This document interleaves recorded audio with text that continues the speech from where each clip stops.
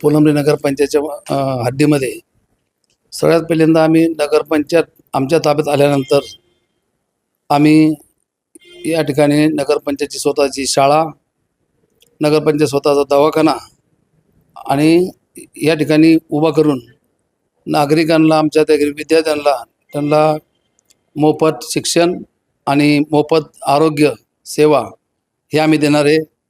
तर गेल्या 15-20 वर्षापासून सत्ता ज्यांच्याकडे आहे त्यांना या फुलंब्री शहराचा विकास करताना माझ्याकडं 3 वर्ष फक्त जिल्हा परिषद अध्यक्षपद होतं. मी गावामध्ये सर्वात प्रथम ड्रेनेज लाईन आणली.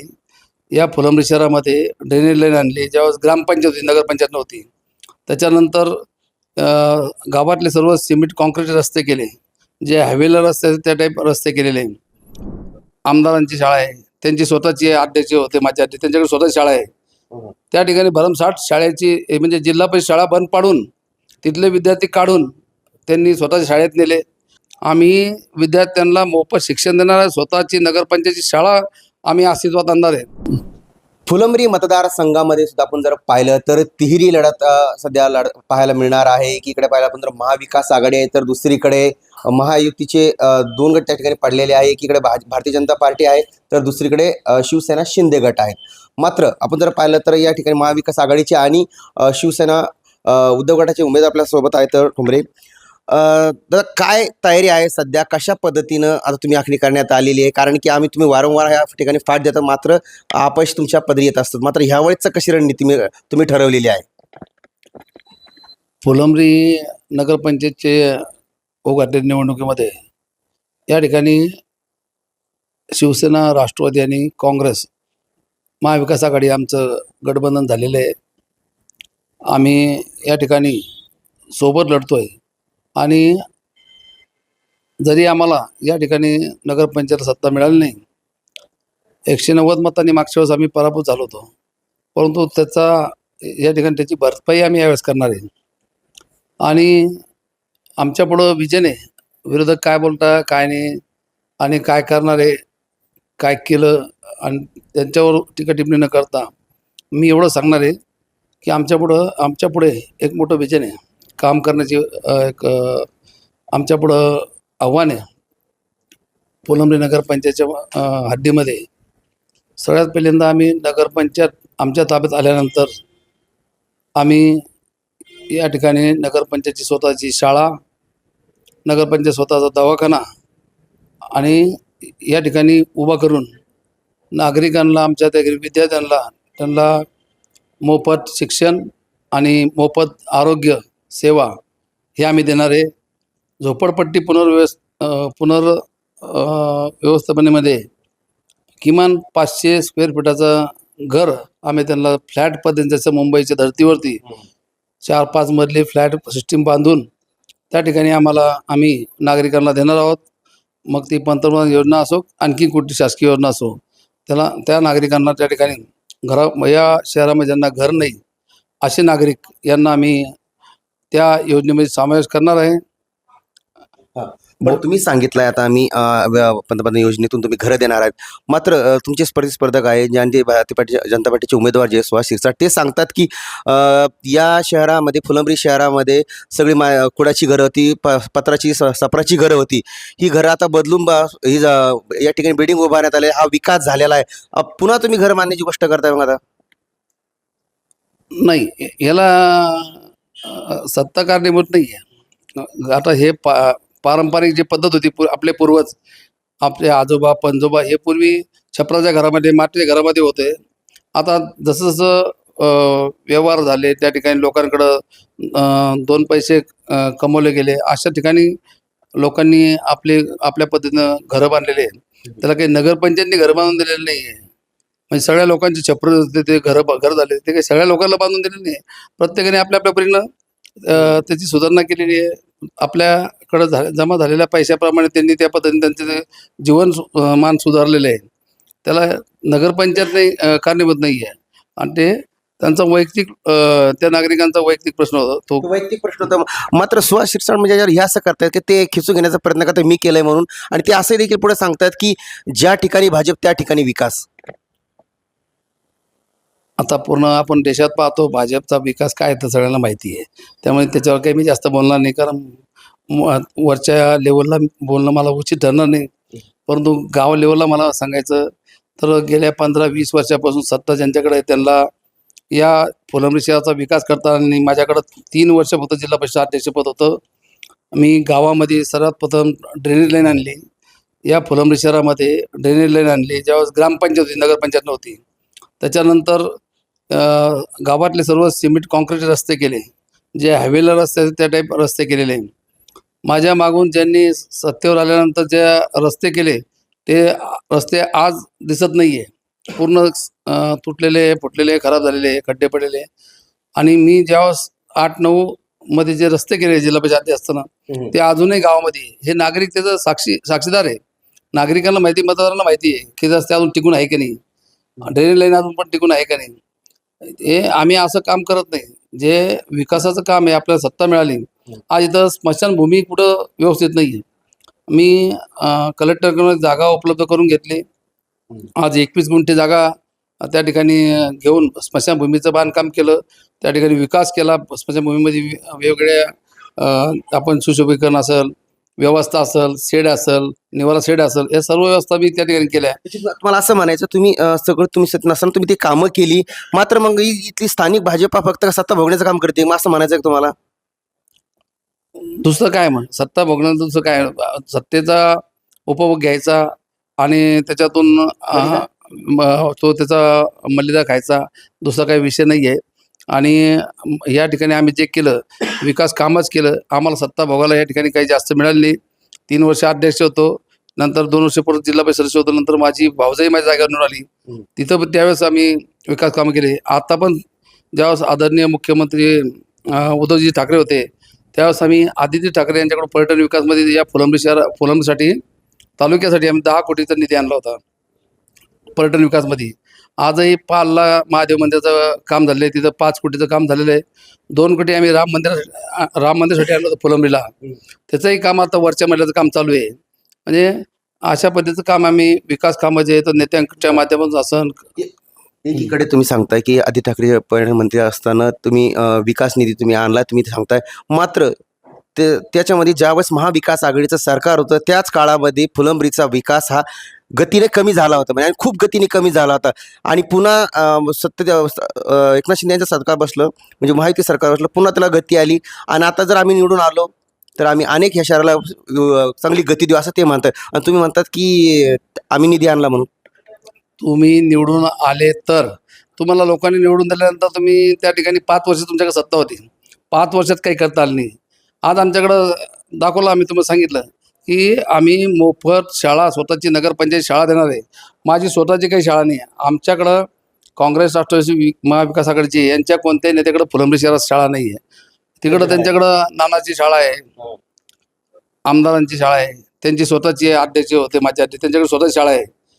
त्या ठिकाणी भरमसाठ शाळेची म्हणजे जिल्हा परिषद शाळा बंद पाडून तिथले विद्यार्थी काढून त्यांनी स्वतःच्या शाळेत नेले आणि त्यांना भरमसाठ फी लावली. तसं काम आम्ही करणार नाही. आम्ही विद्यार्थ्यांना मोफत शिक्षण देणार आहे. स्वतःची नगरपंचायतची शाळा आम्ही अस्तित्वात आणणार आहे. नगरपंचायत स्वतःचा दवाखाना आम्ही अस्तित्वात आणणार आहे. आणि नागरिकांना हे मोफत उपचार आणि मोफत त्या ठिकाणी कुठलीही फी न घेता विद्यार्थ्यांना शिकवणार आहे. हे मला गणित कळत नाही, शिक्षणावर फार भर देत आहे. ते म्हणतात की आम्हालाही या ठिकाणी युवकांना रोजगार झाला पाहिजे आणि चांगलं शिक्षण, दर्जेदार शिक्षण मिळालं पाहिजे, त्यासाठी त्यांचा भर आहे. तुमचा शिक्षणासाठी भर आहे. नेमकं गणित कळलं ना मला. नेमकं तुम्ही म्हणता आमच्या शिक्षण संस्थांनी किंवा शाळांनी, मात्र त्यांचे आहे. हे गणित काय नेमकं? शिक्षण तर हे वाघिणीचं दूध आहे, जो पिईल तो गुरगुर करेल. आणि मग त्याच्यामुळं शिक्षण आणि आरोग्य, लोकांना काय पाहिजे? शिक्षण, आरोग्य आणि पाणी आणि लाईट, याच्यामध्ये काय पाहिजे? कोणी कोणाला वैयक्तिक काही मागत नाही. परंतु खुर्चीवर बसल्यानंतर ते तुमचं काम आहे, कर्तव्य आहे की तुम्ही त्या ठिकाणी विकास कामं केले पाहिजे, विकास कामं खेचून आणले पाहिजे. नुसतंच काहीतरी आणायचं आणि त्या ठिकाणी 75 लाख रस्ता तो 5 लाखात करून मोकळं व्हायचा, असे अनेक रस्ते. पण मला विरोध करायचा नाही. मी आत्तापर्यंत कधी कोणत्या गोष्टीला विरोध केला नाही. ज्या ठिकाणी ज्याची सत्ता आहे त्याच्या पद्धतीने ते काम करतात, तिथे मी कधी लक्ष घातलं नाही आणि कधी घालणार नाही. तो त्यांचा विषय असतो. आपल्याला नागरिकांना आपण सत्तेवर बसल्यावर आपण दाखवून द्यायचं की काम काय असतं. मी जिल्हा परिषद अध्यक्ष झालो, त्यांच्याकडे जवळपास 3 टर्म जिल्हा परिषद होती. मला पहिल्या जिल्हा परिषद मिळाली. त्याच्यानंतर मी ताबडतोब दाखवून दिलं की जिल्हा परिषद अध्यक्ष झाल्यानंतर काय करू शकतो. फुलमस्ता नदी जी आहे, जी सांजळून निघते फुलंब्रीला ती, त्या ठिकाणी मी सुरुवातीला अध्यक्ष झाला त्याच्यात 8 दिवसातच कोल्हापुरी बंदराचं, मुंजा खोऱ्यामध्ये कोल्हापुरी बंदराचं भूमिपूजन केलं आणि काम चालू केलं. प्रशासकीय मान्यतेनंतर, टेंडरनंतर पहिल्यांदा काम चालू केलं. म्हणजे अशा पद्धतीचं काम केलं. नागरे वस्ती, नागरे गोलंबा आहे, नागरे वस्ती, त्या ठिकाणी सुद्धा मी कोल्हापुरी बंदर काम चालू. एका दिवसात दोघांचं नारळ फोडलं, दोन्ही बंदराचं. आज तिथं तुम्ही जाऊन बघा, तुडुंब पाणी भरलेलं आहे. 3 टर्म यांच्याकडे जिल्हा परिषद होती, ग्रामपंचायत ताब्यात, सोसायटी ताब्यात. यांना कधी शेतकऱ्यांचा विकास कधी दिसला नाही. शेतकऱ्यांचा मूलभूत प्रश्न काय आहे? सिंचन व्यवस्था. सिंचन व्यवस्था असली, पाणी अडवा आणि पाणी जिरवा. पाणी जर वाहून गेलं तर पाणी किती पाऊस पडला त्याला अर्थ राहत नाही. म्हणून पाणी अडवलं गेलं पाहिजे. सगळ्यात पहिले मी या ठिकाणी फुलंब्री तालुक्यात जिल्हा परिषद अध्यक्ष झाल्यानंतर मी स्वतः सुरुवात केली सिंचनाकडं. मी तर काही शेतकरी नव्हतो, मला तर त्याची काही जाण नव्हती. परंतु मला हे लक्षात आहे, मी जेव्हा फिरतो लोकांमध्ये, तर मला शेतीला पाण्याशिवाय पर्याय नाही. आणि म्हणून ते शेतकरी आजही, मी असेल नसेल, परंतु ते कोल्हापुरी बंधारे त्या ठिकाणी झालेले आहे. त्या कोल्हापुरी बंधाच्या माध्यमातून शेतकऱ्याला शेताच्या विहिरीला पाणी येतं, त्याच्या माध्यमातून ते पीक येतं आणि त्याच्या माध्यमातून त्यांना ते खिशामध्ये 2 पैसे येतात. तुम्हाला असं म्हणायचं की माझी विकासाची चिठ्ठी जी आहे तुमच्या हातामध्ये ती दिसते बाबा, आणि सध्या ती त्या ठिकाणी पाणी आहे सध्या, आणि ते पाटबंधारे सध्या आहे समजा, असं म्हणायचं आहे. पण त्यांना असं म्हणायचं बाबा की मग त्यावेळेस त्यांच्या सगळ्या हातात असताना नेमकं त्यांनी काय केलं मग, ज्यावेळेस त्यांच्याकडे सगळी परिस्थिती त्यांच्या हातामध्ये होती, पण मी प्रगतीचे कामं करत होतात, ते कुठं होते मग त्यावेळेस? हे बघा, त्यावेळेस मी सिंचनाचे कामं केले, रस्त्याचे कामं केले, स्मशानभूमी केली. त्याच्यानंतर या ठिकाणी आपण ड्रेनेज लाईन आणली. म्हणजे काय केलं, म्हणजे 3 वर्षातच केलं सगळे. तुमच्याकडं 25 वर्षापासून सत्ता आहे, मी 3 वर्षात केलं. विचारतो तेव्हाच तुम्ही प्रगतीचे कामं करतो, मग त्यावेळेस ती कुठे होते? आता ते सांगतात आम्ही शहर बदललंय सगळं सांगतात ना, ते मग ते कुठे त्यावेळेस? ते त्यांच्याकडे ग्रामपंचायत सत्ता त्यांच्याकडेच होती. जिल्हा परिषद माझ्या अगोदर त्यांच्याकडे होती 3 टर्म. मग त्यावेळेस त्यांनी काय केलं? मग त्यावेळेस ह्या लोकांनी त्यावेळेस ते सांगायचे कोल्हापुरी बंधारे इथं होत नाही, खाली खडक खूप खोल आहे. नंतर मग बरेच लोक शेतकरी सांगत होते की ज्यावेळेस ते सदस्य होते जिल्हा परिषद, त्यावेळेस हा बंधारा होत नव्हता, त्यावेळेस खाली खोल होता. मग राजेंद्र ठोंबरे ज्यावेळेस अध्यक्ष झाले, तर मग खडक वरती आला काय, हे शेतकऱ्यांचे बोल होते, माझे नाही, शेतकऱ्यांचे बोल होते. खडक वरती कसा आला आणि बंधारा कसा झाला. म्हणजे 3 टर्म, म्हणजे त्यांचे मागचे 15 वर्ष वाया गेले. नंतर मी अध्यक्ष झाल्यानंतर तिथं कोल्हापुरी बंधारे झाले. आज जवळपास म्हणजे 7-8ला मी केलं जवळपास, म्हणजे 15-20 वर्ष होऊन गेले. आज तिथं लोकांना शेताला पाणी आहे, तुडुंब त्यांच्या विहिरी भरलेल्या आहे. म्हणजे असं म्हणता येईल का की त्यांना सांगितलं जिथं भाजप तिथं विकास आहे, मात्र इथं शिवसेना उभट आहे म्हणून इथं विकास आहे असं म्हणता येईल? शिवसेनेमुळेच या तालुक्याचा विकास झाला. अनेक टीका टिप्पणी झाल्या. या फुलंब्री तालुक्यात मी 200 कोटी रुपये निधी 2.5 वर्षाच्या कार्यकाळात ओढून आणला.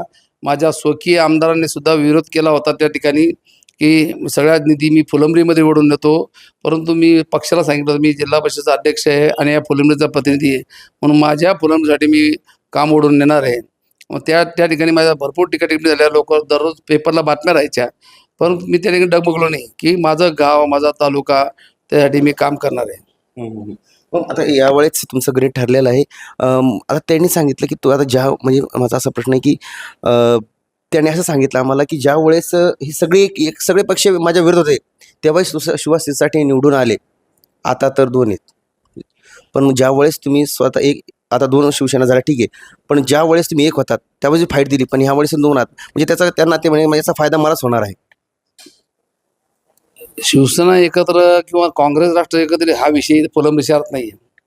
या फुलंब्री शहरामध्ये नागरिकांना विकास महत्त्वाचा आहे आणि म्हणून नागरिक आता कंटाळलेले, खोट्या भूलथापाला बळी पडून नागरिक फसलेले आहे आणि आता लोक ऐकायला तयार नाही आहे. आता नागरिक हे विकास कामाच्या पाठीमागे आहे. त्यांना माझ्यात आणि त्यांच्यात विकास कामाचा काय फरक आहे लोकांना, नागरिकाला दिसून आलेले आहे आणि म्हणून नागरिक आता विकासाच्या पाठीमागे उभं राहणार आहे. आणि यांचा विकास जो आहे तर पूर्ण बोगस विकास आहे. ज्याही योजना झाल्या असेल तर त्याही बोगस केल्या. रस्ते असतील, ड्रेनेज लाईन असेल, त्यांची पाणी पुरवठ्याची योजना असेल, सगळे बोगस आहे. पाणी पुरवठ्याची तुम्ही योजना बोगस का बरं झाल्या याच्यातनं काही मध्ये तरी म्हणले ते थोड्या वेळापूर्वी की मलिता लाटला, मग त्याच्यामध्ये मलिता गेला का तो? हेच काम करणारे सगळे नगरसेवक, टेंडर घेणारे हेच लोक, मलिदा खाणारे लोक हेच आहे. 40% जर नगरपंचायतला जात असेल आणि 60% काम करायचं असेल तर कसं लोक बोगस नाही होणार तर काय होणार. 40% यांनी कामाचे घेतलेले आहे आणि त्याच्यामुळं हे बोगस कामं झालेले आहे. आता पाईपलाईनचं काम चालू आहे. तर पहिल्यांदा खरं पाहिलं तर पहिल्यांदा विहीर व्हायला पाहिजे. जी पाणी पुरवठ्याचं फिल्टर योजना आहे ते पहिले कंप्लीट व्हायला पाहिजे. पाण्याची टाकी कंप्लीट व्हायला पाहिजे. नंतर मग त्याच्यानंतर पाईपलाईन व्हायला पाहिजे. परंतु मलिदा खाण्यासाठी ज्याच्यामध्ये मलिदा आहे ते फक्त पाईपलाईन आहे. आता ते मला थोडंसं तुम्हाला थांबवतो मी. तुम्ही आता म्हणलात की बाबा त्यांनी सांगितलं होतं की शहराचा विकास झाला, हे पत्राची घरं होती ते आता बिल्डिंगा झाल्या त्या ठिकाणी.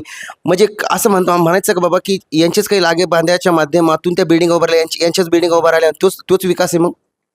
आणि यांच्या बिल्डिंगा वेगळी गोष्ट आहे. नागरिकांनी आपल्या आपल्या श्रमातून उभा केले. यांचे म्हणतो यांचे कॉन्ट्रॅक्टर जे ते स्थानिकचे जे यांचे नगरसेवक ते सगळे नगरसेवक वाळूचे ठेकेदार तेच, सगळं काम ठेके घेणार तेच, टेंडर त्यांचेच, विकास कामं करणार तेच, पाण्याची पुरवठा योजनाचे टेंडर घेणार तेच, सगळं त्यांच्या सगळं आसपासच चालू आहे. आणि म्हणून हे मलिदा खाण्याचं काम नाही, दुसरं काय काम, तेच काम होणार, दुसरं काय आहे. मला टीका टिप्पणी करायची नाही आहे. फक्त मी एवढंच सांगणार आहे की कारण तुम्ही मला बाकीच्या गोष्टीवर बोलायला लावता, मी त्याला मला बोलायचं नाही, त्या सखोल खोलात जायचं नाही आहे. कारण मी कधी विरोध करत नसतो. जो एखादा माणूस सत्तेवर बसला त्याला विरोध नाही करायचा, त्याच्या पद्धतीने तो काम करील. आपण आपल्या ज्यावेळेस चान्स भेटेल त्यावेळेस दाखवून देऊ की विकास काम काय असतं. कारण मी जिल्हा परिषद अध्यक्ष काय असतो, कामं काय असतं हे मी दाखवून दिलं माझ्या काळात. तुम्ही दाखवून दिलेलं आहे, दाखवून देणार. मात्र आता तुमची आता मला सांगा अशी की 3 कामं सांगा मला तुम्ही. जर तुम्ही आता नगराध्यक्ष म्हणून निवडून आला आणि त्या खुर्चीवर तुम्ही बसला तर तुमचे असे 3 कामं कोणती जी महत्वाची, जी तुम्ही आल्या मार्गी लावणार आणि ज्यातून फुलंब्रीकरांचा फायदा होईल? सगळ्यात पहिली गोष्ट, या ठिकाणी 3 कामं महत्वाची, माझ्यासाठी खूप महत्वाची कामं आहे. शाळा, दवाखाना आणि या ठिकाणी शादीखाना आणि मोठं मंगल कार्यालय हिंदू धर्मासाठी, हिंदू स्मशानभूमी मोठी. त्याच्यानंतर मग या ठिकाणी मुस्लिम धर्माचे जे काही कब्रस्तान आहे यांचा विकास या साईड, म्हणजे जर कधी दिवाबत्ती सुद्धा लागलेली नाही त्या ठिकाणी, अशी परिस्थिती आहे. तर त्या ठिकाणी अंतर्गत ज्या मूलभूत सुविधा पाहिजे त्या पूर्ण करणार. आजपर्यंत आमच्या शहरामध्ये नदीमध्ये, खिंडाऱ्यामध्ये अशाच ठिकाणी स्मशानभूमी होत्या. मी ज्यावेळेस अध्यक्ष झालो त्यावेळेस मी पहिले कलेक्टरकडून लिगल जागा घेतली आणि त्या ठिकाणी स्मशानभूमी उभा केली. म्हणजे मूलभूत सुविधा ज्या पाहिजे आवश्यक आहे आम्ही हे करणार आहे. झोपडपट्टी पुनर्विकास योजनामधून मला गोरगरिबांना 500 स्क्वेअर फीटाचं फ्लॅट त्या ठिकाणी मी घर देणार त्यांना, 500 स्क्वेअर फीटाचं. मी ती योजना कशी आणणार ते माझ्याकडे पूर्ण तयार आहे. त्याच्यामुळं गोरगरिबांना घरामध्ये म्हणजे हा विरोधक तो विरोधक हे नाही समजणार. त्या जातीचा पार्टीचा 18 पगड जातीच्या लोकांना सोबत घेऊन मी काम करत आहे. आणि म्हणून छत्रपती शिवाजी महाराजांचा मी मावळा असल्यामुळं मला या ठिकाणी चांगलंच माहिती आहे की छत्रपती शिवाजी महाराजांनी 18 पगड जातीच्या मावळ्याला सोबत घेऊन काम केलं आहे. आणि राजकारण करत असताना धार्मिक बाकीच्या गोष्टी बाजूला ठेवून राजकारण करायचं तुम्हाला सर्व समाजाला, सर्व घटकाला, धर्माला सोबत घेऊन काम करावं लागणार आहे. आणि म्हणून सगळ्यांचा विकास झाला पाहिजे. तिथं फक्त हिंदूंचा विकास करायचा किंवा मुस्लिमांचा हा विषय नाही, प्रत्येक नागरिकाचा विकास व्हायला पाहिजे. धर्मा जातीचा विषय नाही आहे. प्रत्येक नागरिकाला तो अधिकार आहे, त्याचा विकास भेटला पाहिजे, घ्यायला पाहिजे. आणि 4थ्या 5व्या मजल्यावर त्याचं पाणी पोहोचलं पाहिजे. आज आम्हाला सगळ्यांना आजही 25 वर्षापूर्वी त्यांच्याकडे सत्ता असताना अजूनही हांडे घेऊन पाण्यात जावं लागतं. सोडू शकले नाही म्हणते. आज ती पाणी पुरवठा योजना किती वर्षापासून चालू आहे, इतके दिवस थोडी लागतं योजना करायला. धरण उशाशी आणि घर कोडाशी, म्हणजे इथं धरण असताना तुम्ही आजपर्यंत लोकांना, म्हणजे मी या ठिकाणी जनतेला सांगेन की जर मला तुम्ही सत्ता दिली तर मी तुम्हाला दिवसातून 2 वेळेस पाणी देईन, 2 वेळेस, आणि 4थ्या 5व्या मजल्यावर पाणी दिली अशी व्यवस्था करेल. धन्यवाद. नक्कीच आपण या ठिकाणी पाहिलं तर ही 3 कामं त्यांनी महत्त्वाची सांगितली. जर मी निवडून आलो तर जी महत्त्वाची जी 3 कामं जी आहेत 3 कामं मी सर्वात प्रथम ती मार्गी लावेल. मात्र सर्वात महत्त्वाचा विषय हाच आहे, कारण की या ठिकाणी जर पाहिलं आपण तर भारतीय जनता पार्टीच्या या इथल्या आमदारसुद्धा आहेत अनुराधाताई चव्हाण. मात्र या ठिकाणी आता उबाटा कशा पद्धतीने त्याला फाईट देईल हे देखील तेवढं पाहणं आता महत्त्वाचं ठरणार आहे. मात्र विकास काय असतो हा माझ्या माध्यमातून फुलंब्रीकरांना पाहायला मिळेल असं देखील या ठिकाणी तमनेच्याकडून सांगण्यात आलेलं आहे. मात्र विजयाचा गुलाल कोण उधळेल फुलंब्रीकरांच्या याच्यातून मतदारातून हे देखील तेवढं आता पाहणं महत्त्वाचं ठरणार आहे. story.com साठी मी देवराज, छत्रपती संभाजीनगर.